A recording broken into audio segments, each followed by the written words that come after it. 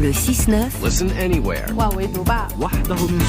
Sur France Inter. Géopolitique, bonjour Pierre Aski. Bonjour. L'appel au cessez-le-feu au Liban lancé par la France et les États-Unis a été rejeté. Expliquez-nous pourquoi, Pierre. La coalition pour un cessez-le-feu de 21 jours au Liban était impressionnante. Lancée par la France et les États-Unis, les deux pays engagés depuis des mois sur ce dossier, l'initiative a reçu le soutien de l'Union européenne, du Royaume-Uni, de l'Arabie saoudite et des Émirats arabes unis. À peu près tous les pays qui comptent dans cette région ont signé. Malgré cette mobilisation diplomatique, le cessez-le-feu a été rejeté tant par le Hezbollah que par Israël. Hier, la confrontation se poursuivait entre bombardements israéliens, y compris dans la banlieue de Beyrouth, et tirs de missiles du mouvement chiite libanais. Alors pourquoi cet échec peut être provisoire ?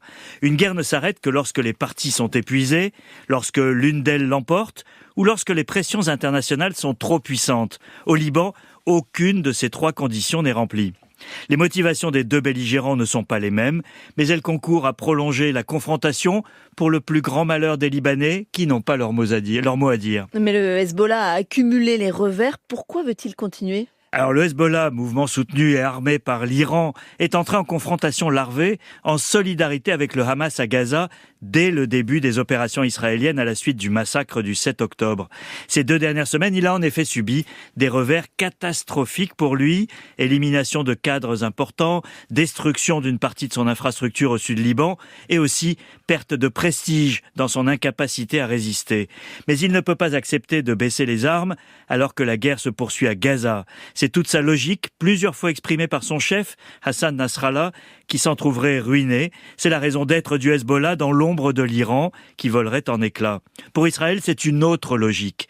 Benjamin Netanyahou a promis aux habitants du nord d'Israël, déplacés depuis près d'1 an, qu'ils pourraient rentrer chez eux. Pour cela, il lui faut une victoire totale sur le Hezbollah, et c'est aussi ce que demandent ses alliés d'extrême droite. Et le Premier ministre israélien, il peut résister aux pressions américaines ? Alors, Benjamin Netanyahou, Marion, s'est publiquement vanté d'être le seul en Israël à pouvoir résister aux pressions américaines, surtout quand l'administration est démocrate. À noter que l'opinion publique israélienne le soutient contre le Hezbollah plus fortement qu'à Gaza. Pour un homme qui était décrié après l'échec sécuritaire du 7 octobre, c'est de l'ordre de la résurrection. Le risque pour Israël est de laisser sa stratégie militaire dictée par l'opinion publique et les appels à la guerre totale. L'hubris menace Israël après ses succès. Une intervention terrestre, comme il en est question, plongerait Israël dans une autre dimension, plus périlleuse, car le Hezbollah est sur son territoire. Dans son choix de l'escalade permanente, Netanyahou ferait un pari risqué, là où la diplomatie occidentale lui offre des gains plus modestes, mais sans risque.